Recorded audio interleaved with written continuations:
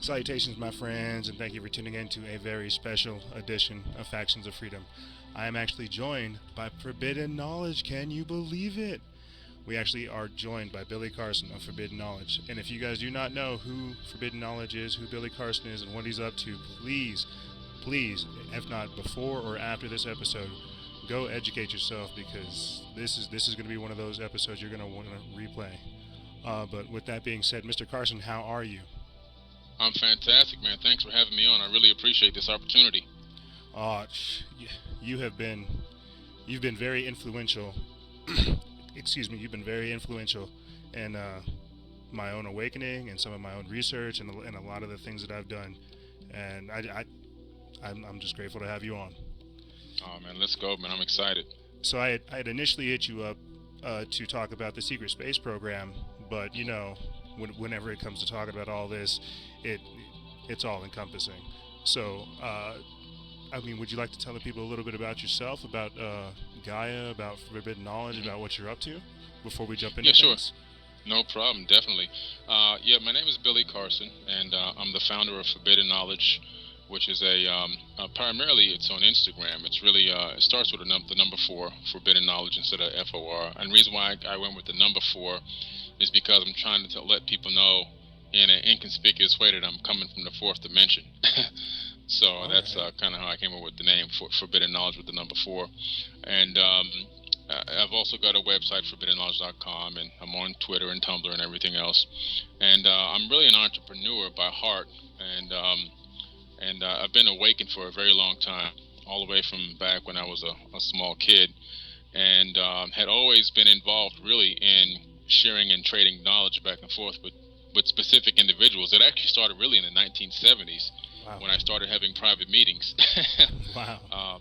Yeah, I actually witnessed a UFO in my backyard, and that really triggered me into my whole research into space and space programs and technology and ancient history and everything else. And this is all the way back, as you already know, and no cell phones, no beepers, no pages. This was all about going to the library and pulling down books, book after book, encyclopedia after encyclopedia. Um, and I would have private meetings back then, and it kind of eventually grew to where into the 80s, where we would actually trade VHS tapes with information on it. Wow. And then cassette tapes, in the late 80s, and then it changed to CDs in the early 90s, and then eventually it became DVDs. Then it got into online forums before websites, and then it got into websites and blogs, and now social media. So it's been a long time. An evolving Okay. process is definitely what it sounds like. Yeah, involving process, and I've and over the course of over the years, I've read easily over 1,000 manuscripts, 1,000 books, which include different books on ancient history, ancient texts like the Mahabharata, the Bhagavad Gita's, the Vedas, Ning Li, the Emerald Tablets of Thoth. I can just keep going on and on. It's just lots and lots of, but then also into the more modern time, a lot of research has been done into books like Seventh Planet Mercury Rising by Gerald Clark, all of Zachariah Sitchin's work, Holographic Universe by Michael Talbot. So I've really been able to encompass and taken a lot of information from a lot of different sources over the years, and then include that with my contacts that I've made with whistleblowers and former FBI, former CIA, and some other illicit projects that were run by the government and even DARPA. And it Wow. really allowed me to put a lot of pieces of the puzzle together. Yeah, so So, pretty exciting stuff. if you don't mind me asking, what are your thoughts basically? This might seem like a kind of advanced question, but things like the Hanebu, the Nazi flying saucer, and some of Oh the yeah. recreations and things like that. We could talk about things like aliens, and extraterrestrials, and Hmm. intraterrestrials, and even inhabitants of the Hollow Earth and things along that Yeah. nature. But what are your thoughts about the Hanebu too, the Nazi flying Yeah. saucer? Yeah. Oh, that is definitely, absolutely 1,000% true. It's a real thing that happened in history.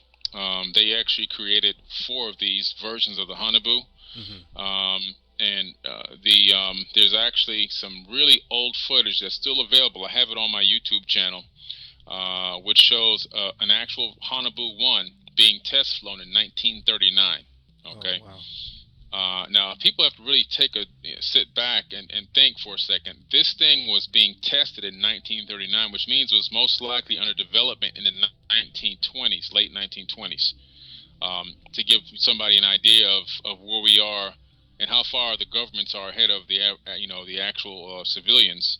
Um, and I could even go further back than that to flying machines in the 1800s. But if you just stick with the Hanabu 1, which was being test flown in 1939 successfully, by the way, using a ferrofluid vortex engine, which is something that I'm researching right now with one of my corporations that I own. Oh wow. And basically, yeah, what that means is they've got a rotator ring in there, which is a steel donut that's reverse polarity magnetized. It has mercury inside of it. Yeah, I was gonna That say they, I had heard that it was mercury that they had yeah, figure out how to hyper accelerate, and somehow it created its own electrogravitic force or something along that. exactly. That's exactly what they did. So That's crazy. when you put the mercury, which is a ferrofluid, it's a liquid metal, into a torus, which is basically a steel dome in the shape of a donut, and you magnetize it, but reverse polarity to keep the ferrofluid from touching the inside because it can't touch. Then you accelerate that mercury up to an RPM of about 50,000 and pressurize that torus to about 250,000 pressures. Anything within a certain amount of meters of that torus that energy field is going to become a light body or reduced gravity. Okay, so basically anti-gravity. It doesn't make you completely weightless, but it can significantly reduce the weight of anything within that bubble. Hmm. Okay, and that's the part. Now you only needed directional jets for changing direction. Moving forward, moving backward, and things like that. And it wouldn't And have to leveling. take much force, would it? Exactly, Oh. exactly. That's the key. And they really back engineered this from. Now, there's two real stories about this. One is that Maria Orsic channeled it from the Aldebaran people, but I really think something, my personal opinion, might be a little something different happened. That she did channel this information for the actual floor plan and layout, or the structure of how to build one of these. But I don't think it came from that far out. I really think that it may have came from these local terrestrials, underground terrestrial people. The one thing that the technology that we've caught up with today in modern times is we have the capability of putting sounds, voices, and information into people's head through satellites Yep. and even just through laboratory equipment. Psychotronic Okay. warfare. Exactly. This is proven. This is very easily proven. It's not even, so it's very easy for one of these. And the thing about these advanced beings, they like to always pretend that they're gods, and they always act ethereal and all these other. I think the majority of them are just flesh and blood people with advanced technology, and I think that Yep. they somehow were implanting this information directly into her mind, but not from the Aldebaran. I think it was right local, like right here. To Through be some kind honest of with you. screen memory kind of technology. Right, exactly. It's very easy to use crystal technology, Gurku technology. You can use, there's a Black Knight satellite floating right above our heads. Who knows if they have access to that, and they could have been putting that information into her brain through the Black Knight satellite. There's so many different ways that it could So have many been done. different ways. So many Hmm. different ways. Let's see. Well, sorry to interrupt you, but this No is why, problem. at the start of the show, I told you guys, if you do not know who Billy Carson is, please definitely go check out his work. This is the type of stuff that he knows. This is why he knows this type of stuff. One hearing you basically break down like the propulsion systems of UFOs and and the development of them and the history of them and kind of the origin that made me think of, what are your thoughts on what's going on right now in Antarctica? It seems like we're about to have forms of soft disclosure coming, or Hmm. maybe they're saying some other advanced civilization could have been there. Like, what are your thoughts on, Yeah. on what we see with Antarctica right now? Well, Antarctica is a hot, hot, hot spot, and I'll tell you straight up because I have approval to say this directly from the man himself. Ooh, Major Ed Dames, who I've met in person twice. The most recent time was about 4 months ago. It was actually more than that. It was October, so about 4 months ago. I spent about 17 hours with him in Orlando, Florida, oh wow, and from his mouth to my ears is that there's an above ground base in Antarctica that is owned and run by the Anunnaki. hmm. The Anunnaki of old, still here, still traveling back and forth from an above base that all the governments of the world know about, They come and go as they please. They have crew exchanges where they change people out. They come and go. It's well known, according to him, by all the governments of the world, and nothing is done to stop or interact with them because we don't have the capability or technologically to challenge them, as well as they don't know if they can call in reinforcements and bring additional people here to cause a major war. So this is well known information, and they're supposedly in collusion with some of the governments in terms of communication wise. Now, what they're communicating about, he exactly did not know, but that was an exact statement directly made from him to me, which I had recorded as well on my voice app on my phone. Oh wow. But there's the reason why these countries can't just come forward and say, "Oh man, there's aliens interacting with us," and so forth and so on, is because the United States military, government, really, the DARPA, the black side of it, the DARPAs, the military industrial complex, they have so much power within government in terms of embargoes, allies not being allies anymore with other countries. So if you're a country and you know about this and you want to come out about it, you're at risk of losing your trade with other countries. Let's say you import rice, and rice is one of the vital things you need for your country. Well, you're not going to get rice anymore. Okay, let's say that you need to launch satellites for your country. Well, you're not going to be able to launch satellites anymore because the United States controls space. Mm-hmm. So these are the tools and techniques that they use to suppress information. They suppress information by threatening to withdraw your access to resources, just like they did Cuba. Okay, they suffered down there, but they're still driving 1950 Chevys down there in Cuba. Yep. All that's going to change now because they're opening it up. But man, they've been living in the 1950s for the last, I don't know. So, but that's what they'll do to your country. They'll just completely, freeze you in time, and there's nothing you can do. So everybody has to be in collusion with the lie. So if I could go back real quick, Hmm. you had mentioned one of the above ground bases, in the Anunnaki, because you're definitely right talking about how America can cripple people financially, mess Hmm. with people's economics, and do all kinds of other things to cripple people to get them into play. Unfortunately, this is the American system. Yeah. They're in bed with everybody. They're the Babylonian system. But Yeah. you had mentioned earlier with the Anunnaki, the above ground base, and that made me start thinking: Is this the Nazi base? Is this the Nazi 211 base, or are these some of the inner Earth inhabitants that have maybe advanced technologies or something like that? Or are these two different factions? Or could you clarify that for me if you don't mind?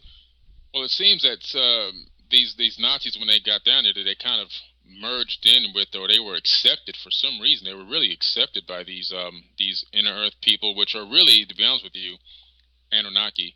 The Anunnaki is a Mm-hmm. generalized term. It doesn't mean that you're the specific ones that landed in Samaria. It's a generalized term for beings from other planets. And really, what people don't know about that's really because you're coming from space to Earth is really all it means. So you're from somewhere else. Okay. Now, some have really taken root here because after the last Pyramid War that Marduk was involved in, Amun Ra, some left after the nuclear blast, and some of them stayed, and a lot of them went underground. And so you really have Anunnaki living here underground right now, still to this current day, and a lot of them still have access to the base in Antarctica, and it seems like they're, for whatever reason, still directly linked to this planet. And the Nazis, for whatever reason, were given a lot of information on advanced technology and used it, and might have even traveled in this Hanabu to the moon and even Mm-hmm. to Mars. It's rumored that they even traveled to Mars. But the Mm-hmm. Hanabu 2 was 26 meters in diameter, and they began testing that in 1942, the Hanabu 2. And that one can fly for 55 hours, without even having to stop or refuel or land or anything else. Um, so that was incredible. The three was just as incredible, and it was even bigger. It was 71 meters in diameter, which is now getting much bigger, and it had several test flights. They actually made 19 of the Hanabu threes, so they had more than one of those. And that's only what we know about. They might have actually had more than those, but that was the one that was actually rumored to have gone to the moon. Well, I know there was Um, wasn't there like a mass UFO sighting one of the days during the war whenever they were trying to basically the idea yeah. behind saying like the mass UFO sighting was that they were trying to evacuate all of Hmm. the all of the essential people of the Reich. And whenever they Right. actually migrated them to the Nazi base 211 over there to Antarctica, that's basically where they Right. continued some of their operations, where they still conducted some of their experiments, advancing their Experiments. Yeah. technologies, and becoming part of this breakaway civilization that still did actually influence uh, some of our own politics, unfortunately. Absolutely. And actually, really, if you really look at it, because of the Project Paperclip and what I call the agreed Hmm. ending of the war, Hmm. I think I really, from researching it, it seems like it was an actual agreement. And there's a lot of evidence that points to the fact that Hitler never committed suicide, that he actually died in Orlando, Florida in 2004 in a hospital there. Wow. Um, but definitely, it appears that not only did they get to the moon, but some of them have gotten to Mars and started that breakaway civilization there. And when the paperclip Nazi scientists came on board and Hmm. took over leadership in NASA and other government programs, including the CIA, that they continued this breakaway civilization. And this is why when we look at a lot of these images from NASA, from Mars, we see a lot of structures there that don't appear to be Hmm. old and ancient and broken down. We see structures there that appear to be new. This is a problem. Hmm. Looks like even Why aren't these things destroyed? Well, it's like even whenever you look at some of the footage of some of the footage of Google Earth and what they have going on in like our Hmm. oceans, you see right angles, you see straight lines, you Hmm. see impressions underneath our own oceans, and Yeah. then whenever you look at other planets as well, you see right angles as well, straight lines, and Hmm. what looks to be evidence of some kinds of structures, some kinds of civilizations, some kind of Yeah. interaction on a planet or an area that would otherwise be barren, and there's stuff like Hmm. that they kind of hide that you have to actually go out and go look at and see, well, what does this mean, who could be actually inhabiting this area, and Right. if anything, I think that's kind of why it brings us full back circle, or back full circle to Hmm. things like what's going on in Antarctica with the 70-mile crack that's occurring, Yeah. some of the staircases that they're seeing, some of the other things that are popping out, and it's because of that that we're being able to get all of this disclosure. If you ask me, like I said before, this kind of soft disclosure. Yeah. I've got a couple of videos that I've done that they're on YouTube. If you Google or YouTube search Mars Moon Space Billy Carson, Mars Moon Space Billy Carson, you'll find a couple of spots that we've picked in Antarctica that show remnants of civilization there, above ground structures, and even one has an entrance, looks like a huge entrance into the earth. Whether it's an underground base or inner earth, we don't know, but it's definitely an opening, a huge opening, and it just appears to be a lot of activity still going there. Now, one of our researchers on our United Family of Anomaly Hunters team, named Joe White, was recently on two episodes of Ancient Aliens, and the episode number 11, season 6, I believe it is Destination Mars is that episode. But anyway, he was the one who originally discovered, as an independent researcher, the gigantic pyramid in Antarctica that Wow. still has a peak on top. It still has its pyramidal structure, which Yeah. is very rare to find one with the peak. Yeah. I saw the picture. It was Yeah, fascinating. yeah, yeah, and of course, Buzz Aldrin was just out there, and then he tweeted that you know we're in trouble, and they're Hmm. evil, and then they took that down real quick, and next thing you know, he came down with this sickness, and they had to evacuate him from there. So there's something really crazy going on, man. Yeah. Putin went to Antarctica. I Yeah. know the Queen went to Antarctica. The Hmm. Vatican went to Antarctica. There's all Yeah. kinds of stuff going on there in Antarctica. Yeah. I think. Oh, big time. Have you? I don't know if you've looked into the work of Steve Quayle, Mm. if you're familiar Yeah. with him, but he's talking Hmm. about things such as giants as well. Some of the things that they're finding, not in Antarctica, but in places like Peru. And the reason Yeah. why, if anything, that we're jumping around, I'm sorry that there's like not a particular line that we're following. All this stuff is definitely all encompassing.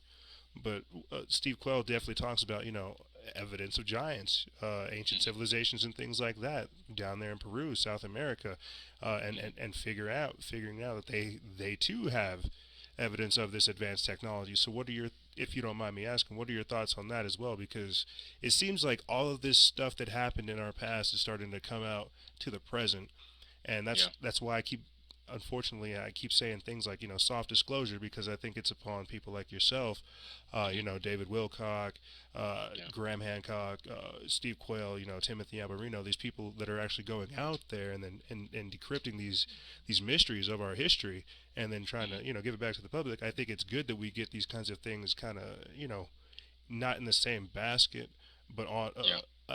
out there for people to understand. Does that make sense? Oh, absolutely. Yeah, definitely.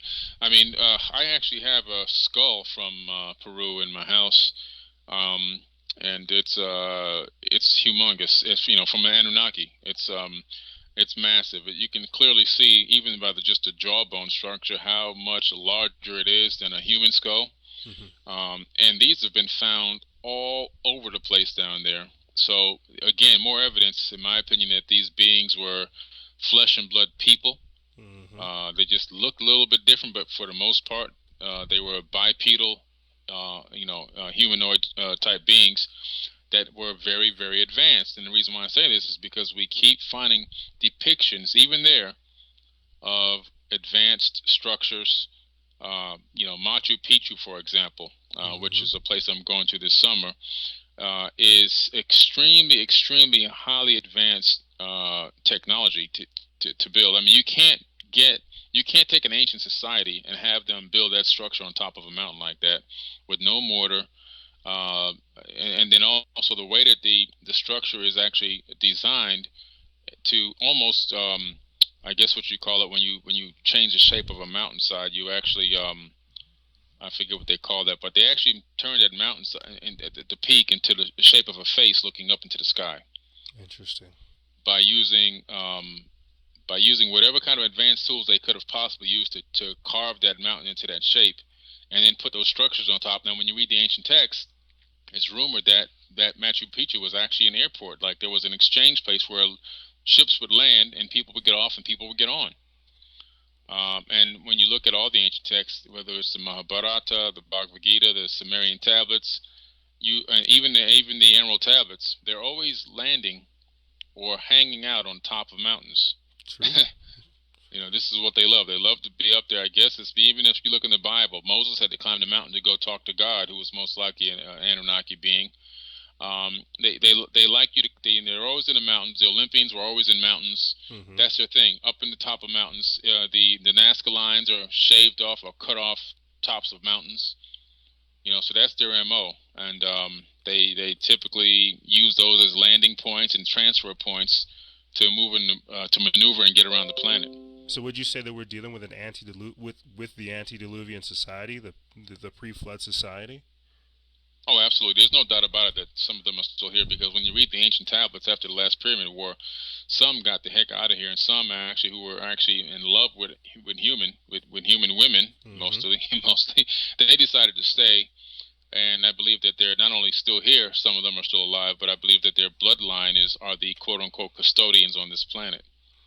I'm now. It's glad. I'm definitely glad you said that, because in one of my recent videos that I did, I'm not sure if you've noticed some of the things that we're talking about with chimeras, transhumanism, just all Hmm. this genetic modification and stuff that we're doing.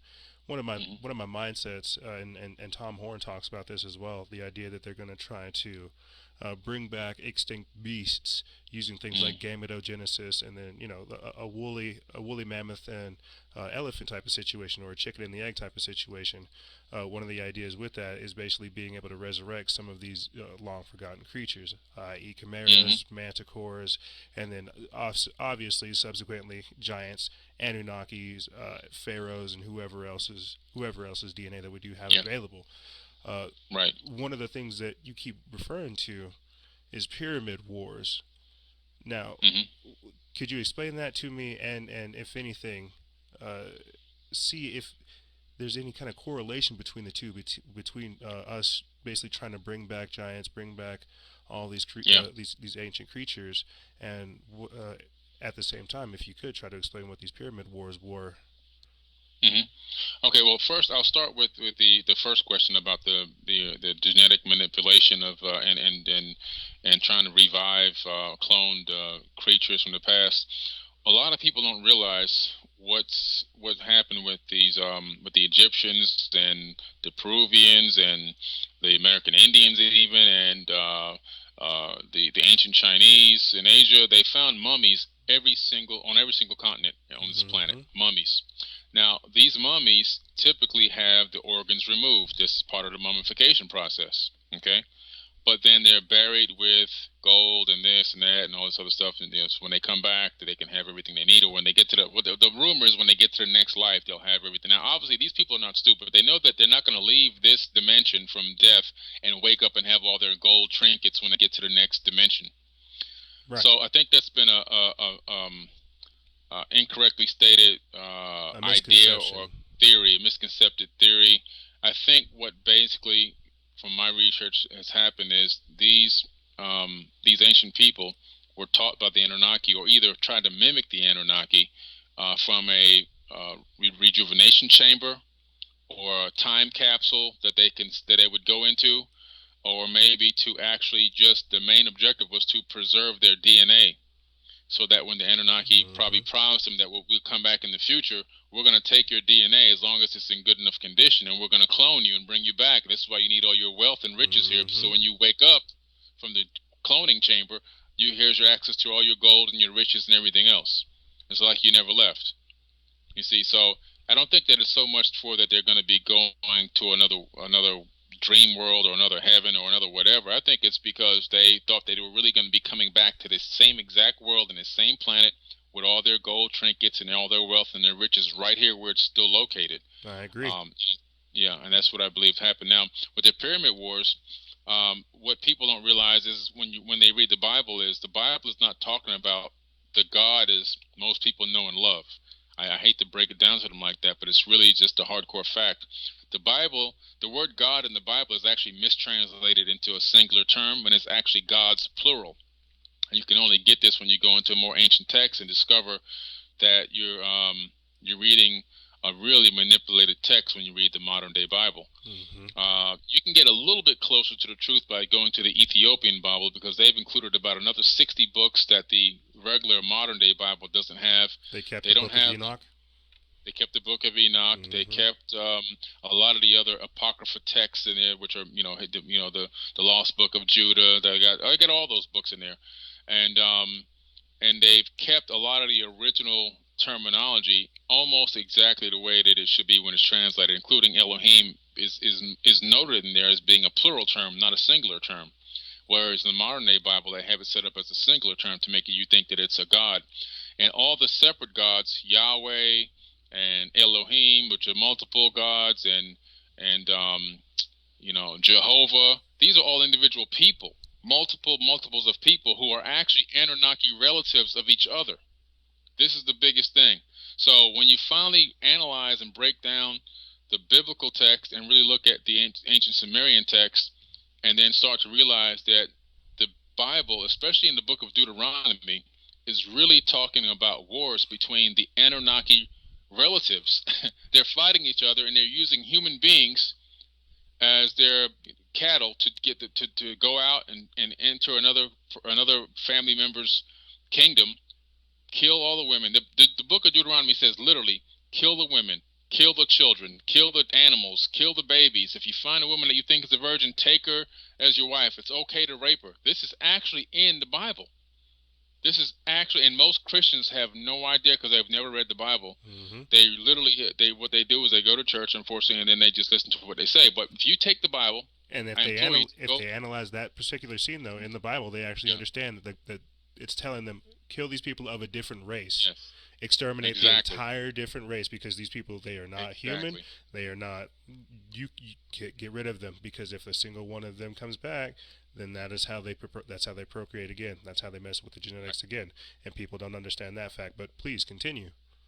Yeah, you hit it on the head. And then so what'll happen is they'll go do that, and then another one from another part of the world will say, okay, now I'm going to send you guys over here to kill them. And it was just a battle going back and forth. And eventually, it even got to the point where there weren't even enough humans to battle each other anymore because we were wiping each other out. So then they started using the weapons of old, which were basically, from all the descriptions, appear to be nuclear type weapons because they had when the bomb would drop, it would have a mushroom cloud as described in the text, Um, People would completely turn to ash. If you were further away and you would get what they call the evil wind, then you would get sick. Your hair would fall out. Your nails would fall off. This is all like radiation sickness. Mm-hmm. Um, and this happened. Now, when I went to Egypt in 2014, and I went to the Great Pyramids, the sand right outside there on the ground, right in front of the pyramids, you could put your hand in it and run your hand through the sand. And when you scoop your hand up, in most cases, you'll have the little pieces of glass in your hand. Now, this glass is from an extremely hot event that happened a long time ago. And this is why they take those little pieces of glass and they make jewelry out of them. It was actually, my archaeologist told me, it was in remembrance of the ancient war. Okay, so even they know that there was an ancient war there, and this war, whatever it was, wherever generated this level of heat to Mm-hmm. turn sand into glass, that's vitrification, it had to be over 3,000 degrees. So this is really an amazing artifact that's left behind from an ancient war, proving the ancient text that there was definitely a war. The archaeologist says there was an ancient war, and all the people who make the jewelry from these pieces of glass that are remnants of it in remembrance of the war of the gods right there in Egypt. So it's a true fact. It's a real thing that really happened, and it's well Mm-hmm. documented in ancient texts. That's what I think a lot of people, and with the whole thing with Antarctica, I think a lot of people are starting to understand that our history is definitely a lot more advanced than we give it the Hmm. credit for. You look at things like Tesla, the research that Nikola Tesla did, and how mind blowing it is, and how beneficial it could be towards society. But what did Hmm. we do? We went towards finance or finite resources and the development of that. Whenever we look at Yeah. our history, we can see evidence of so much advance. It's like when you look at things like Teotihuacan, as Hmm. you said, Pumapunku, all kinds of other places like that. Not only do they have a geological or a physical structure that is awe-inspiring, but it also has like a spiritual implication for these types of things. And I think that's Hmm. very strange because we understand ourselves deeper and in that aspect. You see, Yeah. so it's like whenever you I don't know, whenever you see these types of pyramid wars, whenever you see the evidence of a global civilization, of us actually interacting prior to what I would consider this global flood, it gets kind of crazy because you can't deny what you're actually seeing. You're seeing your history Hmm. take place not Yeah. only real time but live time as we rediscover it. Absolutely. And I think that people need to understand that they should not feel like um, if you're a spiritual person, it should increase. Let me change it around. If you're a spiritual person, it should increase your spirituality. Mm-hmm. What happened for me? I'll just give you my personal experience. When I began to get the complete realization of what's really going on out there and how big everything really is, I didn't feel smaller. I felt part of a bigger thing. I Mm-hmm. felt like not only that we aren't alone, but there's a mega world, a mega universe going on right around us, right above our heads. People living, dying, eating, taking their kids to games, whatever. All this stuff is going on. The same things we're doing here. There's people doing it all over the universe, Mm-hmm. and the true history of mankind is so colorful and so huge. It just makes me feel like I'm part of a much bigger thing. I don't feel small. I don't feel tiny. I think that if you think that the humans are the only beings that exist in this gigantic universe on this one planet that can only sustain life, I think that makes you feel very. I mean, I would feel tiny. I would Yeah. feel like this is nothing. But now I feel bigger because I feel like I'm connected to something much more grand. And that's how I think people need to take a look at it. Was we start to understand like deeper truths about our history, like the universe of Hmm. ourselves, understanding the universe versus the universe. As Right. above, so below, as within, so without. We are a Hmm. representation of the universe experiencing itself, and I think a lot of people are starting to understand.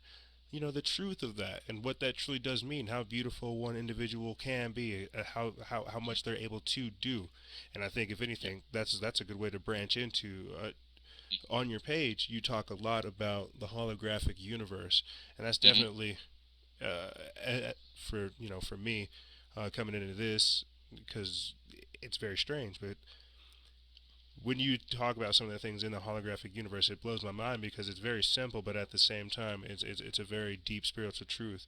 Would you Right. mind sharing some of your thoughts on that? Sure, absolutely. I think that when I tell people that we are living in a holographic universe, the first thing that they think about is some type of video game, or which is actually correct, but they think of it as like it's a toy, or it's fake.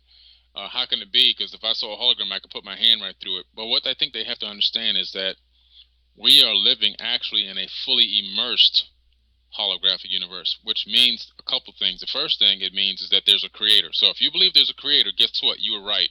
Okay, number one, because there's a creator or creators. Okay, you Hmm. got to keep that in mind as well, of this holographic realm that we're living in. And why is it holographic? Well, if you look at a hologram, holograms are made of fractals. Okay, so anything in the smallest can be found in the largest. It's the same exact way in this universe, in this realm. We are living in a fractal holographic universe. Scientists have already figured out, by going down to the very smallest particle and looking at it from that level and bringing it all the way back up to a full scale, how we are actually living in something that's a mirror of itself. And in other words, the human eye, you can see that in a nebula. Okay, when a Hmm. star explodes, you can see cell division. So it's that as above, so below thing. But from another point of view, uh, Sylvester James S. Gates of the University of Maryland, he's one of the world leaders in supersymmetry and quantum theory. He discovered through his studies and research that there's a code to the ether of the universe, the actual ether, the soup that we're actually moving around in, and we think it's just free flowing air and vacuum. It's actually a soup. And he discovered that this soup runs and operates on a code. And the thing that's crazy about it, he discovered that this code is the same exact code that drives your browser on your search engine for your computer. Interesting. So this was mind blowing. Yeah, it blew the physics community away. They all got on board and researched it, and they discovered that it's actually true. Now, here's what's really crazy about it. The thing that he discovered in these codes are called adinkras, Adinkra. Well, Adinkras. adinkras are actually neurological symbols from the Dogon tribe. They've been passing these adinkras down and talking about holographic universe for thousands and thousands of years. Okay, and matter of fact, you can even buy adinkra clothing from certain sites online which have these adinkras on them, or from the Dogon tribe in Africa. Wow. And out of Mali, Africa, this Dogon tribe, they knew about Sirius B, which is a star that's actually run out of fuel. They knew about Sirius A, which is its binary twin. They knew about the Nomo that came here and gave them this information about the universe, the secrets of physics, the planets in our solar system, the shapes, sizes, the colors of our planets. They knew the color of Uranus. That's all they knew. They know the color of Neptune. They have all this information in their history, in their knowledge and wisdom. And amazingly, they have the Adinkras, which was now more recently discovered by, or I should say, rediscovered by Sylvester James S. Gates at the University of Maryland. So this takes it to a whole nother level. It really adds some solidity to the fact of the holographic universe. Now, what does it really mean to be holographic? It doesn't mean that your feelings are fake. It doesn't mean that you're fake. It doesn't mean that you're not experiencing life as a conscious being in this realm. But what it does mean is that a couple things. The first thing that it means is distance is an illusion. That's Hmm. number one. Everything appears to be separate and apart, but in true reality, that's a complete illusion. And one of the people that I posted on my page really said it the best. What is true reality outside of your brain, outside of your skull, basically? It's like you have five friends.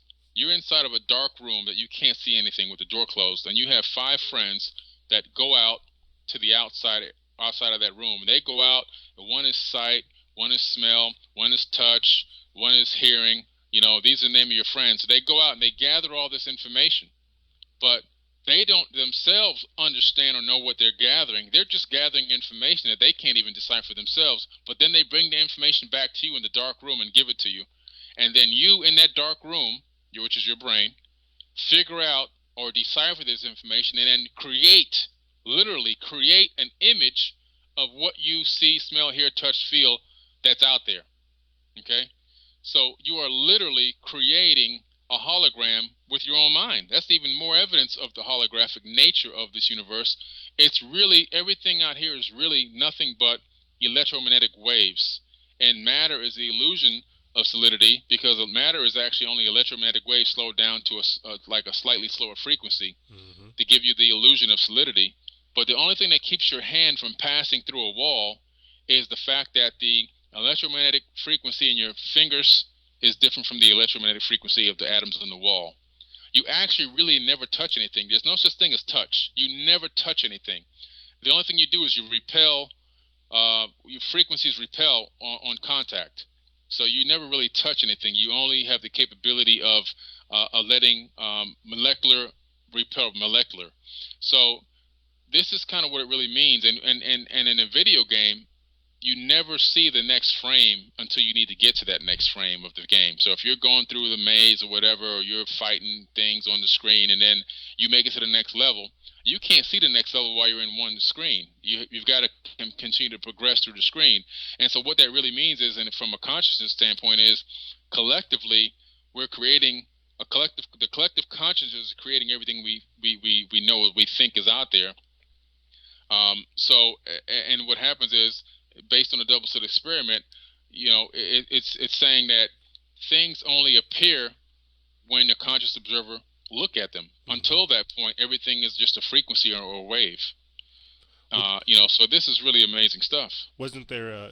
Didn't Dr. Masaru Emoto? Didn't he have a experiment similar to that, kind of like the double slit experiment, where it wasn't so much an observer style, but he kind of put off impressions on a different types of water, different types of ice, Yeah. where he tried to put off different feels, different vibes, different emotions, different thoughts, and he actually observed some of the changes in it. It was gradual over time, but there was actual scientific documentation of of changes taking place. Correct? Absolutely, yeah, absolutely. I'm luckily I was fortunate enough to meet him. Oh wow! In before he died at the Conscious Life Expo. That was in I think that was in 2012, might have been, in Los Angeles. But he took droplets of water from the same source, put them in jars, and then he literally showed the power of conscious thought by writing on little pieces of paper, "I love you," "I hate you," "I wish you would die," "You're amazing." One had a prayer that was, water that was prayed over. Mm-hmm. So all these different various types of conscious thoughts or feelings, and then when he went and took that, put under a microscope, droplets of those different jars of water under a microscope, you can see that the ones that were "I love you" or prayed over, "You make me happy," those droplets look like perfect crystals underneath the microscope. But the ones that had "I hate you," "I wish you would die," and those types of things, they look like malformed. Even some look like they were polluted from polluted water, and they were from Mm-hmm. the same clear stream. It's just amazing the power of, and the human body is water, made of about 70-80% water. So what he was trying to say was the power of conscious thought itself out here in Mm-hmm. this thing. You're able to manipulate this programming that we're operating, and your avatar can actually engage and interact with the programming of the ether, and it has an effect or direct effect on human bodies as well. So that's why you have to think before you tell somebody something that's evil and disgusting and horrible, because you really have the power over them when you say those things, because once they hear that, it goes into their body and affects them on a molecular level. Mm-hmm.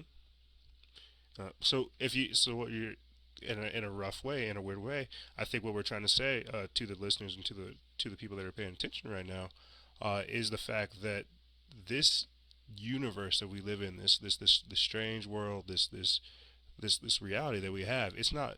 I'm not trying to say it's malleable. I'm not trying to say you can build your life like Legos, but I'm not necessarily saying you can't. I'm saying with the time that you have here, you're definitely able to use your willpower, to use your mindset to actually build something forward. Now, if you don't mind me asking, with that, the understanding of the holographic universe and experiments like the double split experiment, and Dr. Masaru Emoto's experiment, and things like that, what do you think, if you don't mind me asking, what's your opinion on what all these pyramids around the world, what could they have been? Why Yeah. do we see so many cultures that have so many different pyramids uh, Hmm. around the world, even in Mexico to Africa to Asia, from Yeah. even Antarctica that we're discovering now.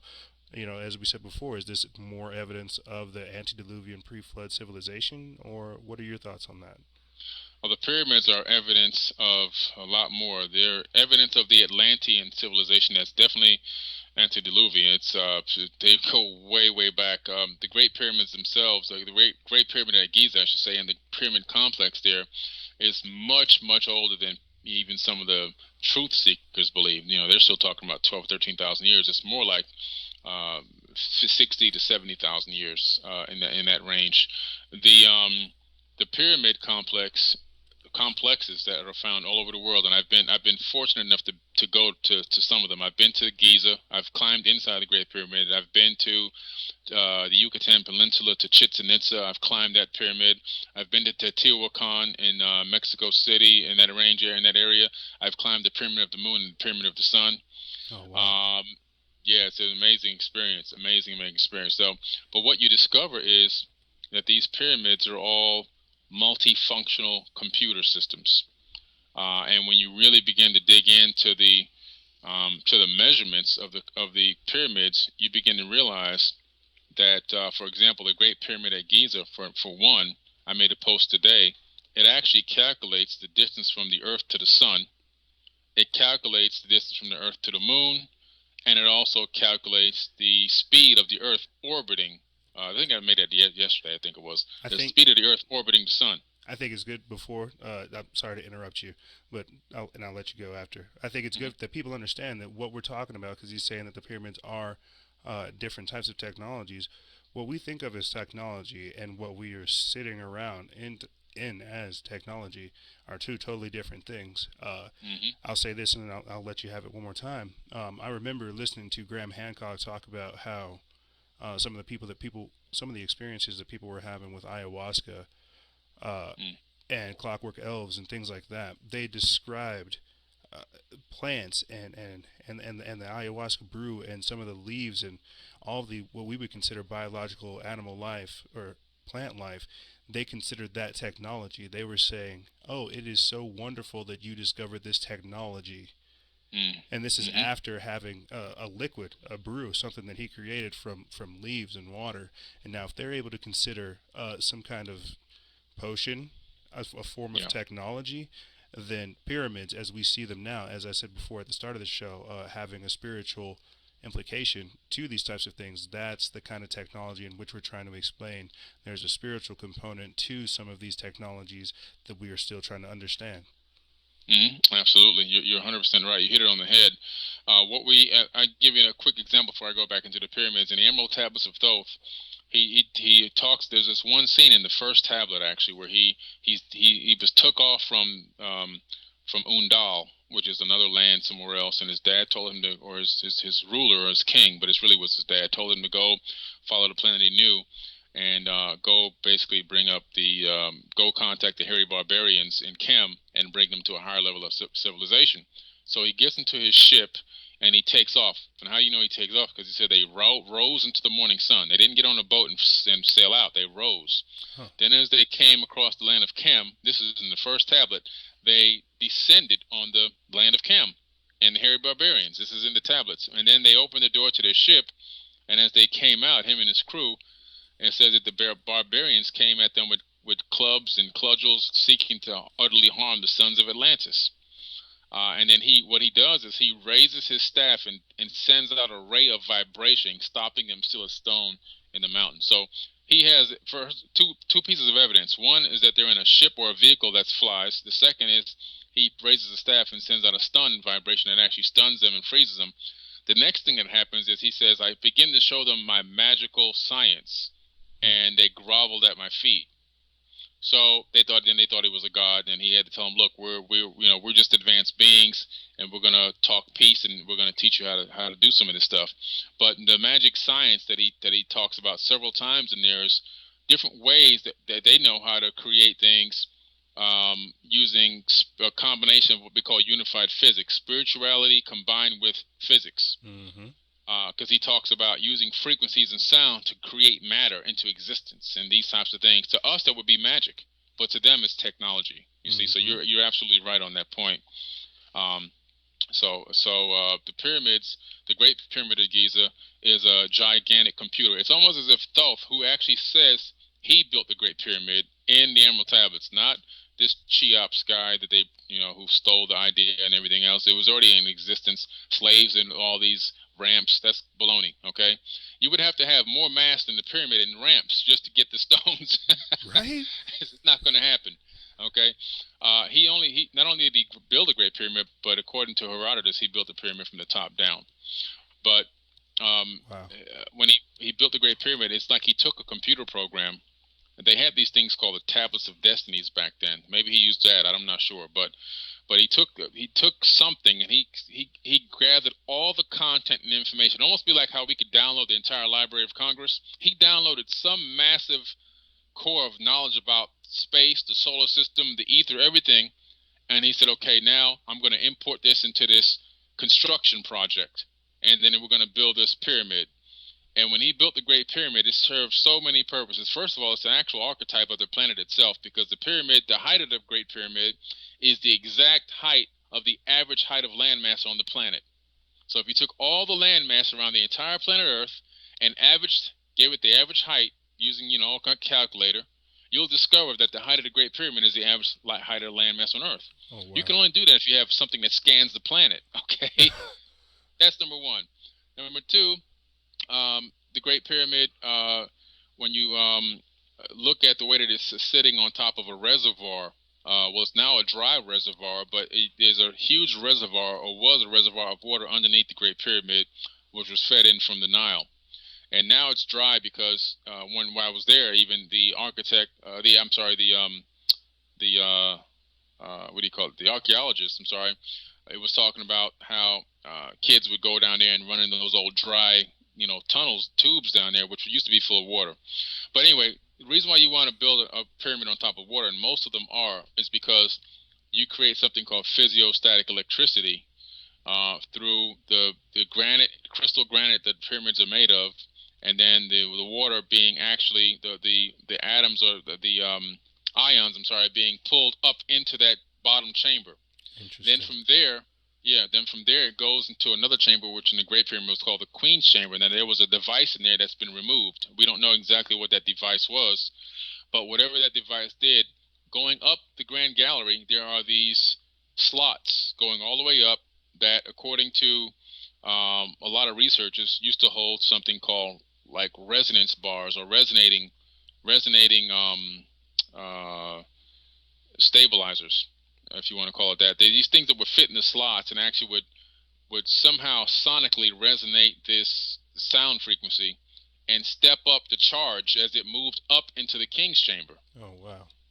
And then in the King's Chamber, there's more evidence of technology that was there but now is removed in the thing that they call the sarcophagus, which is actually never a sarcophagus, first of all, because none of these people were that small. If you take the exact size and dimensions of the Ark of the Covenant, it can fit directly inside that box that's inside the King's Chamber. And I was in the King's Chamber. I stood right next to it. All the walls. Go ahead. I was going to say all of the descriptions that they have as far as the Ark of the Covenant is that it does display some of the same characteristics of something that might be holding nuclear material, an explosive electric charge, or something where it kind of has, I don't want to say destructive capabilities or destructive powers, but it's obviously a huge power source. And anytime you hear about the Ark of the Covenant in any mythos in the Bible or any other texts, it's always it's always exuding immense power that people have got to figure out how to stabilize. Okay, great. Well, let's talk about the Ark of the Covenant for a minute. When I went into the Great Pyramid, I stood next to what they call the stone sarcophagus on the inside of the King's Chamber. And this stone sarcophagus is actually not a real sarcophagus for a human being to go in, because I've been all over Egypt. I've been to all the tombs and the Valley of the Kings. When you go into these tombs, the sarcophaguses are super massive. You don't even know how they got them in there. They weigh tons. Well, this particular stone sarcophagus that they're trying to claim was for a pharaoh is for, it would be for a child, if anything. The actual dimensions of this, what they're calling a sarcophagus, is actually the same exact dimensions of the as the Ark of the Covenant, which is in the Bible and several other ancient texts. Oh wow. So yeah, if you were to take this device, and I call it a device because it's definitely some form of technology when you read about what it had the capability of doing. But if you take this device and put it inside that stone box, it would fit perfectly, and it actually gives the finishing touches to what that Great Pyramid would need for a power generating source, or amplification of the power generating source coming from the ions that are coming up from the base of the pyramid. The base of the pyramid itself is basically built on top of a reservoir, and that reservoir creates physiostatic electricity, and everything is drawn up into that king's chamber. The thing that sends it out into the actual stratosphere or ionosphere is which is missing, is the pyramidion, or the capstone, which was most likely made of solid gold, which would then transmit that wireless power out into the ionosphere, and then it would be captured by the obelisks. The obelisks would then act like, those giant granite obelisks would act like jumping stations to jump the wireless power around the area throughout the region, and then they would capture that electricity on these things called jed pillars. And jed pillars are in the hieroglyphs all over Egypt. They're seen as technological devices that kind of really resemble the Tesla coil, and or the Tesla coil resembles resembles those, and they have wires coming out of them that then connect to different types of devices like sewing looms. They connect to light bulbs. They connect to devices that look like they're electroplating or gold plating, electro gold plating devices to do a lot of the electro gold plating that you find in Egypt from ancient times. Like the And again, Baghdad battery.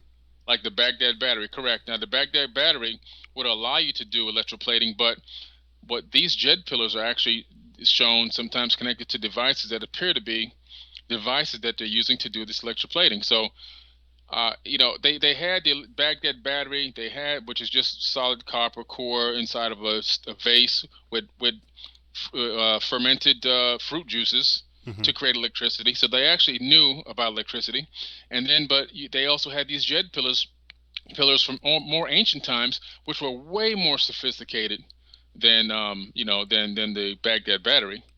And when you look into the story of Moses and the Hebrews leaving Egypt, you start to realize when you really dig deep into it that there may have been another reason for the Pharaoh to change his mind and have the army chase down Moses, which may have actually been the Pharaoh Akhenaten, who was married to Nefertiti, and who was actually the father of King Tut. But what it appears to be is that they took this Ark of the Covenant out of that stone box inside the Great Pyramid, because that was the power source, and they wandered in the desert with this power source. According to the Bible, this power source is what they used basically for almost everything. And they carried this thing throughout the desert for 40 years. It was their source of energy. It battled enemies for them. It did all these things for them, and it had to be carried a certain way. You had to wear these type of special garments with a breastplate on. So if you touched it the wrong way, you would be electrocuted. If you came around it without protection, without these special garments, your nails would fall out. Hmm. Your hair would fall. You'd get sick. You'd get blisters. It almost sounds like radiation poisoning. Hmm. So it lets you know that this was definitely a form of technology, and it seems as if the pharaoh chased them down because he realized they had stolen or taken the ark, which was their source of power, and Egypt would be cast back into darkness without it. So So it's an amazing device. I don't mean to interrupt, but it seems like we're No talking problem. you this physiostatic energy that you talk about that blows my mind. I think it's such a crazy concept, but it makes so much sense. These jet pillars, this physiostatic electricity and energy that's all around. It seems like what they're doing is trying to harness, if anything, the natural ambient energy of the planet. Hmm. Would that be right? And then trying to basically channel it to other devices, or what we would consider, as we said before at the start of the show, different types of technology. Is that about Right. right? Oh, that's accurate. Totally accurate. That's exactly what they were doing. They were really masters of doing these of tapping into the ambient energy, the 0 point energy, even using sound frequency energies, to actually levitate stone. Which in some of the text you in the Emerald Tablets of Thoth, he talks about using frequencies to not only levitate and lift, but also to jingle, or I would, for lack of a better word, matter into existence. So, if you You could, know, could you? I don't know. Is there a way that you could explain a little bit better 0 point energy for the people? Because I think that would help them understand hmm the idea of being able to construct some of these massive monoliths, some of these obelisks, and some of this anomalous architecture that's in our history. Sure, no problem. Well, basically, 0 point energy is what it's saying is that um, you're able to capture electromagnetic waves directly out of the atmosphere. So we're living in this soup that we call an atmosphere. It's really a liquid. It's almost like a liquid. It's like a flowing liquid that we're living in. Even though you really can't feel it pressing against you, there is an appreciable value of force that this ether that we're living in surrounding us is actually pushing on our bodies. Hmm. And a couple of scientists have already discovered ways of putting together equipment that actually measures that force and is actually even able to convert that into electricity. Now, one way that you can do it, there's a company that actually has created one. It's called a Bloom box. Now, the gentleman that I forget his name exactly by this second, but the gentleman that was responsible for this invention was hired by NASA. He was actually a NASA vendor to create a little box that they can put on Mars that will convert carbon monoxide into oxygen. So that was the Oh wow! original purpose of this device. Yeah. Now, through an accident, and they reversed the chemical process inside this box, and this box is only about 10 inches by 10 inches squared. Okay, and that by reversing the process of the chemical process on the inside of the box, they discovered that it would absorb the electromagnetic air out of the out of the just atmosphere, and it would actually mix it with sand on the inside. This particular fuel was just basic, really sand, silicate, and then from there it would convert it into electricity. And they discovered it put out so much power that one small box can power a small house. So No, amazing stuff. you know what's weird is like I was talking to somebody the other day about orgonite. Have you heard of any? Have you heard of orgonite? Oh yeah, I have some organite. Yeah, I have organite. I have organite pyramids at my house. So is it kind of like Little the tiny same? ones. Is it kind of like the same concept where they're basically just using the natural elements of the earth to redirect like the to harness the energy of the Correct. planet? Yeah, like the That's organite absorbs the energy and sucks it right in, and then focuses it. And like mine focuses it through my apex of my pyramid because I have a copper coil at the top of those little pyramids. Okay, and it sends out it sucks in the, like it's supposed to be the negative energy and puts out the positive energy. But this is a very similar device in that these little sheets that are in there have this composite painted on them, which is top secret. And but whatever this composite is, it actually absorbs. Now, electromagnetic radiation is every single. You can't even get away from it. There are basically everything that we actually that we see with our own eyes, that we perceive, that we see, is actually an electromagnetic frequency. I agree. It's just slowed down, to turn into what we conceive as matter. But there's really nothing out there. Everything is a wave. So what this thing is able to do is able to collect the waves that haven't been what we perceive to be solid. It takes that energy and then it converts it into power that can be used. So that's one way of getting 0 point energy. There's another way of doing it as well. Another way would be to use magnets. Okay. Hmm. Uh, Now magnets make it very easy. I actually created a very small one at my house. If you took a fan from your computer, a computer fan, and then you went and put a magnet on each blade, glued it to the blade with super glue, and then you take four much larger magnets and put them on each corner of that computer fan, and then start the spinning. Reverse the poles of the ones that are on the outside. It's going to continue to spin, spin, spin. It won't stop. Now, if you take a coil of electric coil, put that in the center of the fan, and then take two wires out, positive, negative, and connect it to a battery charger, connect it to your cell phone, connect it to a light bulb, you're going to find that it's going to turn on. The light bulb will turn on, your battery will charge up. You just took you took magnets and converted the repulsion of the magnetic force that created movement and converted that movement into electricity. Mm. And this can be stepped up into a very big generator. You can actually create a generator that once it started, it would never stop. It would run for eternity as long as the ball bearings or whatever don't wear out. Where it There's stays in nothing that can equilibrium. stop it. Correct, exactly. And that's free energy. Everybody can have two giant magnets at their house in their garage generating electricity for free right now. No need for a power station. So what do you think about Tesla trying to, if anything, hijack Tesla's original ideas for their technology and basically trying to sell free energy to people? I mean, if you ask me, right there, you kind of basically solve somewhat of the energy crisis, or at least Absolutely. kick some of the ideas out there. Oh, there's so many ways to do the free energy. It's just that, like for example, the Bloomberg box that I try to get my hands on, because I actually have a big project in Georgia. It's called Fort Terra Nova. The History Channel featured me on this. If you Google Billy Carson History Channel, you can even watch a couple of the episodes. I partnered with Walton McCarthy out of Texas, and we formed a corporation called Fort Terra Nova, and it's an underground city that holds 360 people in case of a disaster. Oh wow! Now yeah, man, it's real. Now down there, we use turbine diesel engine generators. Now which run on obviously fuel. And but I wanted to get the Bloom box because I found out, man, if I can get this box, then I don't have to worry about space for storing fuel, and I can save more people. I could put more people down there in case of a disaster, because the fuel takes up a lot of space to have 1 year worth of fuel. Yeah. So I contacted them, and they finally got back to me after me bugging the crap out of them, and they told me that the U.S. military had bought up all the contracts and that they were only allowed to give it out to a couple more major corporations, and that was the end of it. I'm sure. I was like, I'm sure. Of course. Jeez. Of course it would.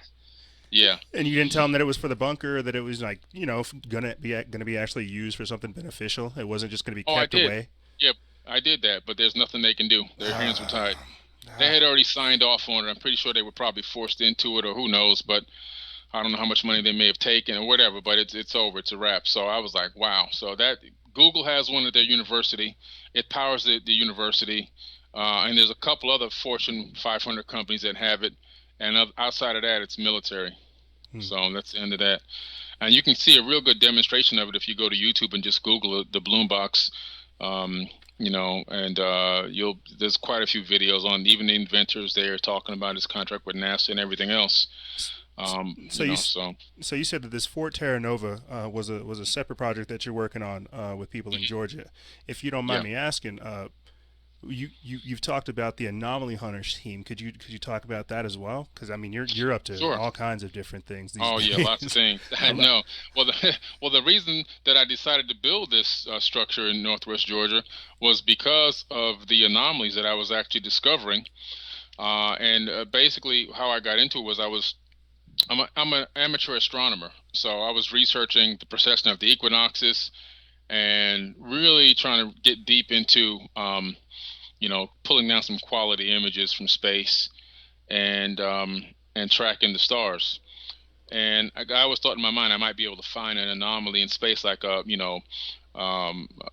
another planet or another asteroid or comet that nobody's discovered. So I was looking hard.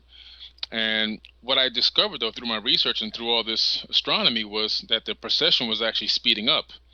Now, the precession of the equinoxes is the location of the stars and the zodiacs in the sky based on the wobble of the Earth at the time. And it takes, based on our wobble, it takes 27,000 years for it to make a complete wobble. So the stars that you see in the sky, or that you see in the sky at night, it takes 27,000 years for them to come back to the starting point again.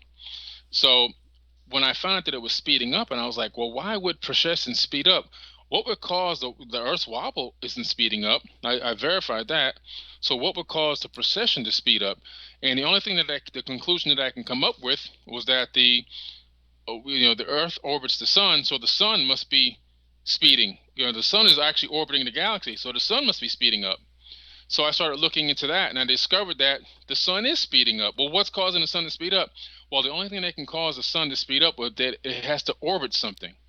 So the sun is, the Earth is orbiting the sun is orbiting the galaxy, but the sun at the same time is also orbiting another star. Hmm.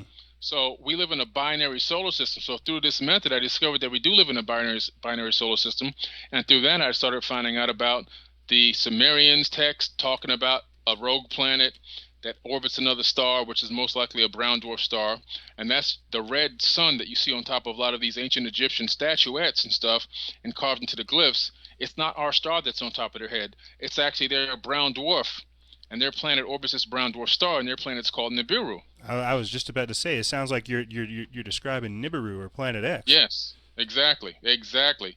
Which NASA has openly admitted in 2016 that they discovered it, but instead of calling it Planet X, which would be 10, they call it Planet 9.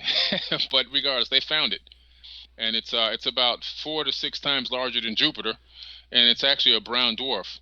So this big time astronomer comes on Fox News, and he outwardly and openly states that we live in a binary solar system with two suns. I'll send you the link to that so you can have it on your you can add That's it to this wild. blog. Okay, That's openly wild. says it on national on TV. Just, hey, yeah, we have two suns. We have a solar system within a solar system, That's and wild. this is wild stuff that nobody know. They're not teaching this in school, even though all the top astrophysicists know this as a fact.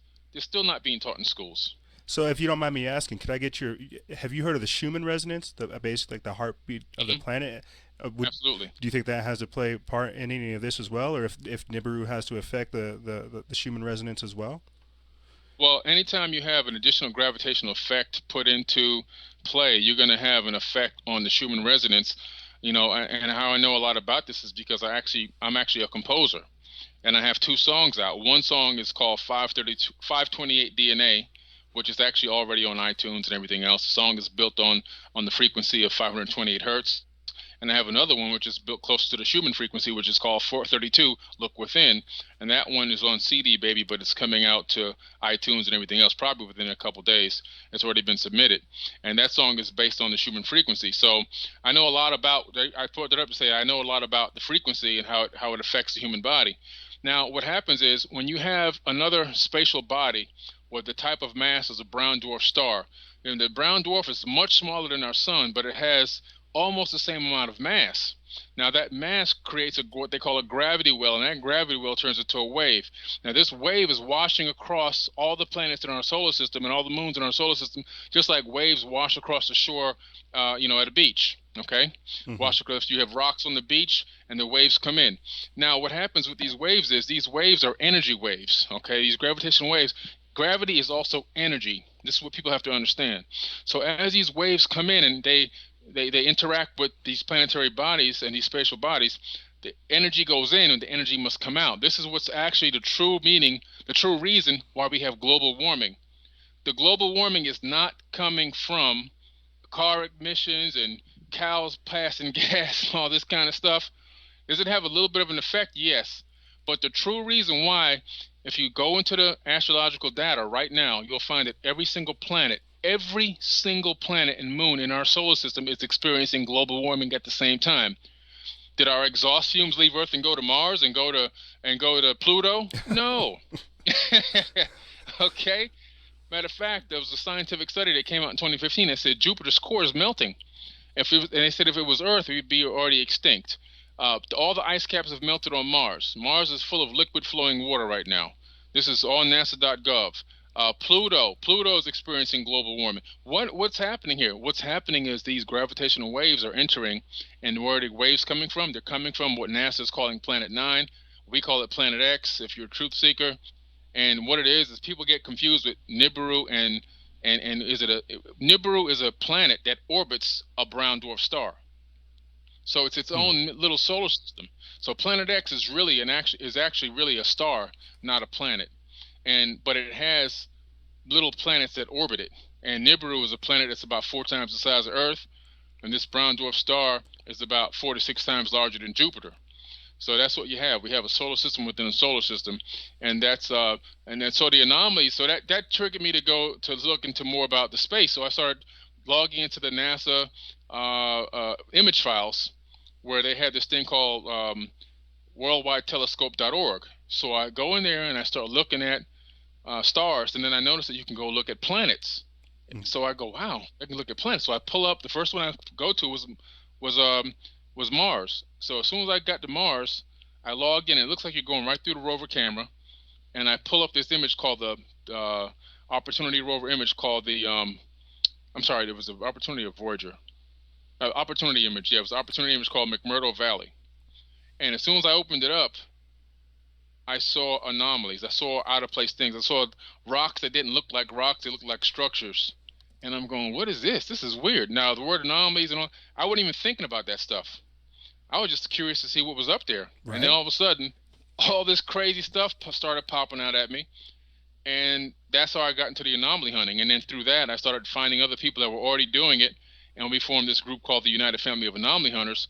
And now it's 14 of us all together, 14 groups that have combined to form this nonprofit organization. And we've pulled down over 1 million images from NASA, from European Space Agency, and from the Indian Space Agency.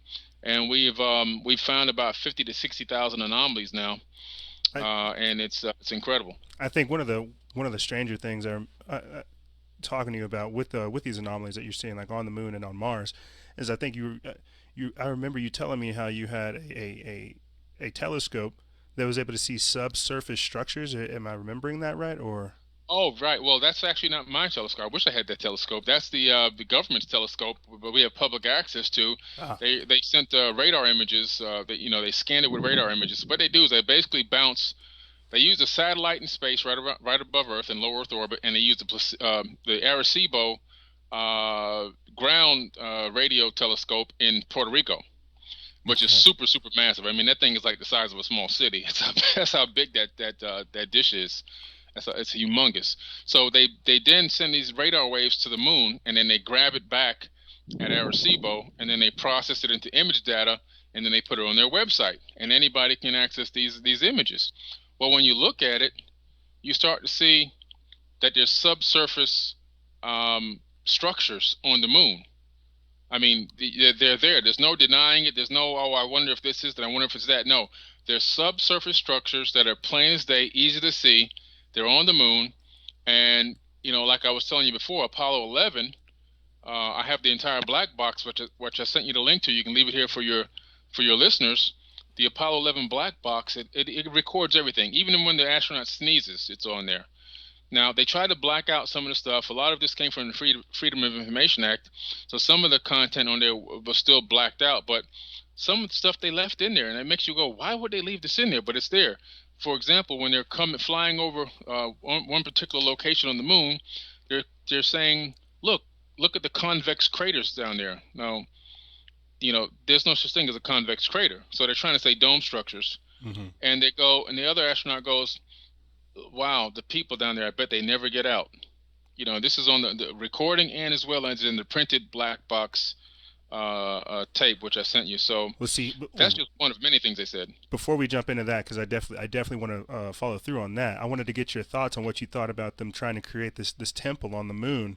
Apparently, they're trying to create like some kind of lunar temple. Apparently, I'm not sure what the purpose of it is, but they're trying to create some 3D printed lunar temple on the moon. Where I'm like I said, I'm not entirely sure on the purpose yet. But what do you think of? What are your thoughts on that? Do you think that's their way of trying to, if any way, lead credence to the moon being inhabited, or to establish some kind of connection between us and the moon? Or what are your thoughts on that? Well, it's very interesting what they're doing. I mean, even when they landed on the moon, they timed it to where Orion was directly at 33rd degree angle to the moon landing location, and they landed on the 33rd degree parallel and all this other. So they do a lot of ritualistic stuff at NASA. Mm-hmm. Now, the interesting thing is when they orbited the moon, they were saying that when they got towards the backside of the moon, they were even saying that you can hear in the black box. Do you hear that? Do you hear that? They were hearing something like choruses playing and people humming and singing on the dark side of the moon. That's strange. That was bizarre, and it bugged them out. It literally bugged the astronauts out. That's wild. Yeah, I know. And it was so loud that it was coming. And how did it get into the capsule? Who knows? Maybe it's coming through a radio frequency or whatever it was, but it was definitely there and they recorded it. Okay. So it makes you really quite a question. I really do believe that they went to the moon um, on a mission to give obviously the people a fake story what's up there, which is just dirt and which is what they want everybody to believe. But the truth about it is that there are people there, there's inhabitants there, and I believe that they made contact and communication with these people, and maybe even worked out some type of a treaty or agreement. And maybe even there might even be a trade agreement. We don't know. I mean, we have military shuttles launching all the time. Even though the space shuttle program has been quote unquote shut down, there's military space shuttles that launch all Mm-hmm. the time. And Mm-hmm. one went away for 425 days before it came back. Where was that thing gone for over a year? It was You know, docked. I bet you it was docked somewhere. I, and it could have been dogged. It definitely it wasn't on the ISS, so it could have been gone to another space station. It could have done. It could have sent supplies to Mars. It could have went to the moon. Who knows? We'll never know, because that's top secret information. But when these things go up and go, they're not just going to go to orbit. You can put a satellite in space to orbit and take data. You don't need a space shuttle for that. So a so space shuttle is a lot more expensive to launch. So, what would you say to the idea that we're already colonizing space, or that we're trying to colonize, I guess, other planets at least? Because it seems like that's obviously that's where we're trying to go. People are trying to do the breakaway civilization type of thing. Hmm. We already talked about the colonization of the moon, Yeah. the Nazi 211 base in Antarctica, and things like Hmm. this. Would you say that we are colonizing space? Because it seems like already with the Star Wars bill too, that the new bill that was introduced underneath Hmm. Obama, we're already weaponizing space. So would it be too far fetched to say that we're colonizing space, or at least trying to colonize our atmosphere, our magnetosphere, or the moon, or anything like that? I believe that we're already colonizing other planets and moons in this solar system currently. There's a couple of moons out there that I believe the Anunnaki are. There's some stayed on Earth after the last Pyramid War, but some left. Now they it appears that this region of space has been abandoned after that war, but in true reality, what we think is a long period of time is a very short period of time to them. So Mm-hmm. if something doesn't happen over here for a couple thousand years, we're like, oh, it's been forever since anything's ever happened. It's a window of opportunity that I think the governments know about and they're taking advantage of and colonizing the Mars, and other moons in our solar system like Ganymede. I believe they sent a mission to Ceres, which is another small planet right beyond Mars, which very few people even know exists. It has more fresh water on Ceres than on the Earth. So people don't even know that this planet is in our solar system. It's a very small planet, but as soon as they got there, the lights were already on. Then they start trying to make all these excuses. Oh, we think it might just be ice. Ice doesn't shine in the darkness, buddy. It's it's people. The lights are on, man. They're over there. They're living over there right now. But there's definitely, without a doubt, one of the images that I found in McMurdo Valley on Mars. It shows clearly a military base with a swept wing plane, a helicopter type device, or there's shadows underneath these that match the shadows. So you know that they're above the ground. And then it would appear to be a tank on the ground and maybe even a cannon. That actually made the news, and it also made Deep Space on TV, a series hosted by Gaia TV. They had all their video and photo guys analyze it before they put it out to make sure it was vetted, and they were like, "This stuff is in the image," and they put it out. So I think that we've already been working on that. There's something back in the 60s, I believe it was, called Alternative 3, where they had three things that they were going to consider. One was to uh, send a bomb up into space and try to blow out the magnetosphere, try to blow out the not magnetosphere, the Van Allen radiation belts. They did that, didn't work. They added more radiation to the belt. The second thing that they were going to do was build underground bases. They've already built over 1,600 worldwide underground bases. I know that for a fact because I started Mm-hmm. getting involved in it when I started Fort Terra Nova. And then the next thing that they were going to do was start a breakaway civilization, and the first location was to be Mars. And fortunately, since I've been involved in this, I've met important people in that area, important CIA agents, important ex-FBI, and also Laura Eisenhower, who's the granddaughter of the former President Dwight D. Eisenhower. Oh wow. Um, And matter of fact, she was with me at the last Mars conference in 2016, where she spoke, and I also spoke as well. So she's going to speak at the next one here coming up in May of 2017. And I got to have dinner with her, sit down with her, and talk. And I knew she had been recruited to go to Mars several times. I had only heard about it on radio and other interviews by George Newry of Coast to Coast AM and stuff like that. But this time I got to see her face to face, and talk to her directly and be there. And I'm telling you, it's an amazing story. They really aggressively wanted her to go to Mars in 2006. But what? That makes me start thinking. Well, what's going on Mars? Why are they trying to pull off so many influential people? I mean, obviously it's the breakaway civilization, the secret society. But it's like, Yep. what for me on the outside looking in, what does that mean? For the larger goal. Well, I think that they know there's a pending. This is again why I started Fort Terra Nova, because as I started finding out more about Nibiru, then I started learning about not that Nibiru is going to hit the Earth, but that, and it's still very far out. People think it's going to show up in 20. It's not even close to coming to Earth or getting this region of space. But what happens is it dislodges comets and material inside of the Oort cloud, which is beyond Pluto, and then those little bodies of dust and rock, which are actually gigantic, somewhere the size of states, they start streaming inward towards the inner planets. Now, we've had several close misses within the last couple of years. One actually got through and blew up in Russia a couple of years ago. And we've had some that's the size of states scrape our atmosphere on the way by. More recently, even just a few weeks ago, it happened again. One came Yep. in between Earth and the Moon. They're all coming from the same direction. They're all coming from the location of Planet 9. This is why NASA has spent billions of dollars building the WISE telescope, the IRAS, which is now offline, they say, but it's still online, I believe. But all these infrared telescopes to find this. They build infrared telescopes to find this brown dwarf star, because you can only see it in infrared mode because it's a low emitting heat star.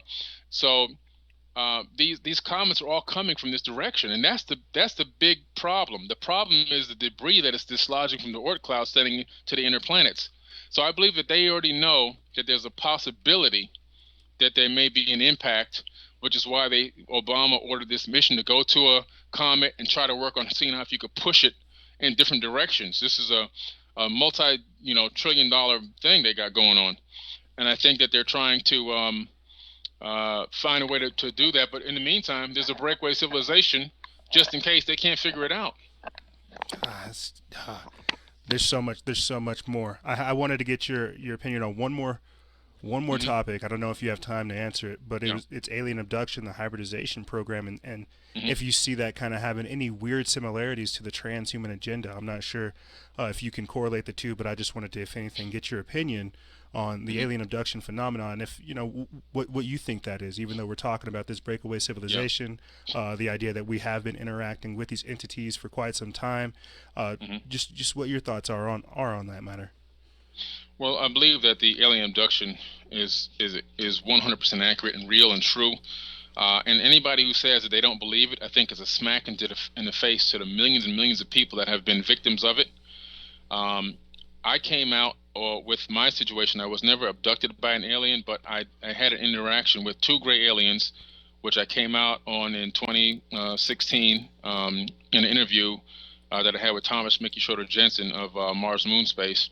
First time I really publicly talked about it, and I actually put that snippet as a little cut on my first album that I did with Donnie Arcade. It's like an interlude area where I talk about what happened.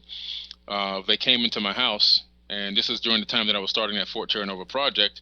And they didn't take me. They didn't communicate with me telepathically, as far as words that I could understand. But whatever they were doing was making my head shake and hurt.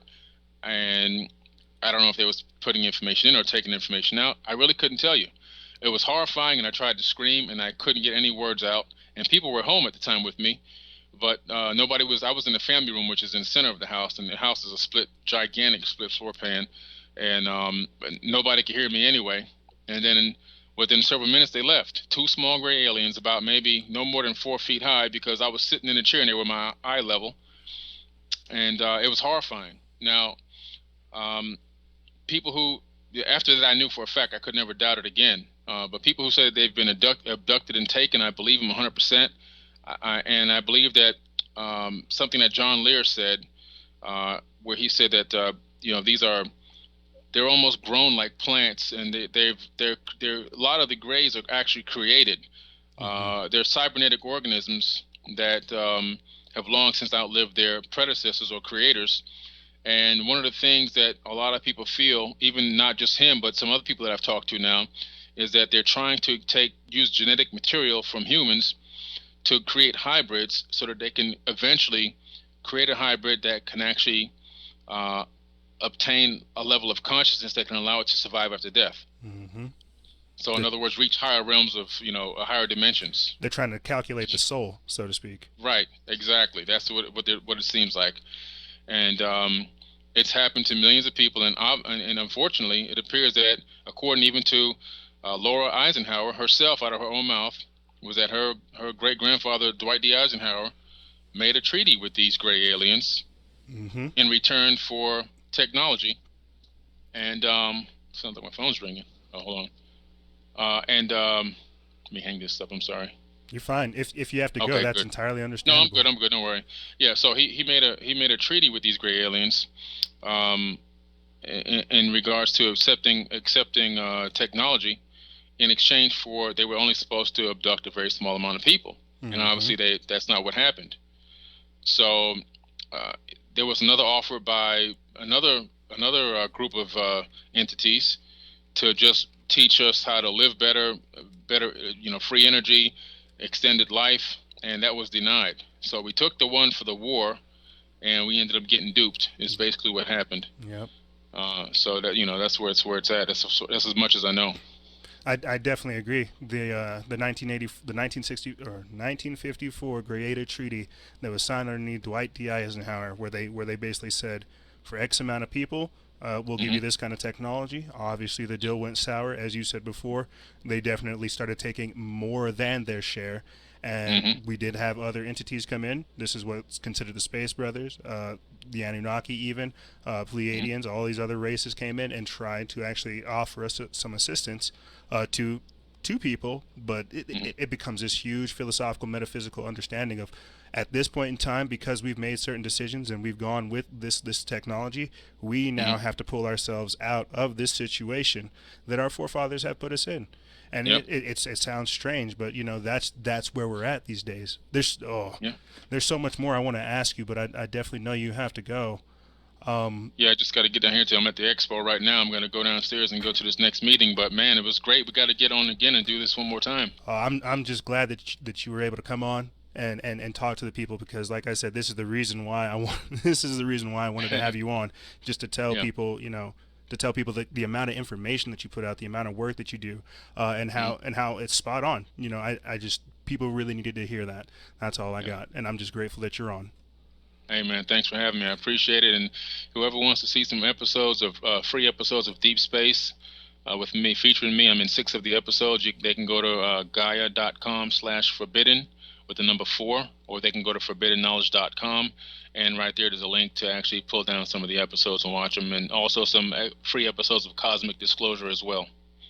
Awesome, that is awesome. I mean, closing thoughts, other than, I know you got to get to the expo, but closing thoughts, anything else you want to let the people know?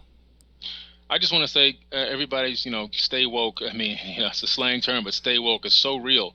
You really have to start digging and diving into this information on your own, not just relying on myself and others to give it to you all the time. It's really good if you can take notes, listen, take notes, go to nasa.gov, go to esa.int, go to all these sites and try to pull down the information yourself. Try to duplicate some of the things that we've done and find some of the things that we've done, so you can feel better, because it's almost like a salesman who's trying to sell something, but he didn't really believe in it. So sometimes it's harder to do it that way. But when you believe in something, when you see it with your own eyes and you go, man, this stuff is really here, this is really going on, it's a lot easier to relay it to other people, I think. So I really implore everybody to start doing their own research and digging into this information themselves and taking a chunk out of it and trying to see how much they can digest, and then regurgitate it out to other people the best way you can. I definitely agree, and we try to do it every week. I would want to say, like I said, thank you for coming on, Mr. Carson, and I cannot wait to have you back on or to hear what you're up to next. All right, man. Thank you. I appreciate it. Thank you, and I'll talk to you real soon. Good luck at the expo. Okay. All right, thanks. Bye-bye. Bye.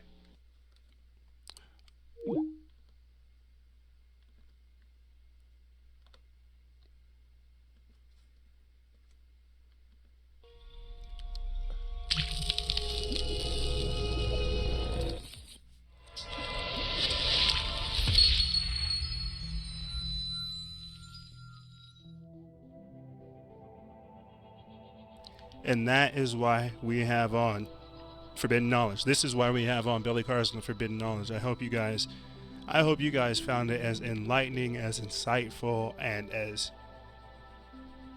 thought-provoking as I did. Truly. And this like I said, this is why we have him on. As you can tell, he's a very busy man, and having to get him to sit down to talk about these types of things, it's busy. So definitely go look into his Terra Nova project, look into his 528 DNA song, as well as his 432 Look Within song. With the Anomaly Hunters, the United Family of Anomaly Hunters, come on. Like, this man is busy. Definitely go check out his work. Go to his website. Check out his page on Gaia. Go to forbiddenknowledge.com. See all the things that he has to offer, because I swear you will not be displeased. But like I said, I'll try to put some of the information that he said throughout the episode in the description bar so you guys can benefit from it. And we'll talk real soon. But that's all I really got for you guys. If you have any questions, feel free to email me. I'll have it in the description bar below. And as always, guys, stay vigilant, expose lies, and share truth. This is Noisera, Freedom Faction, out.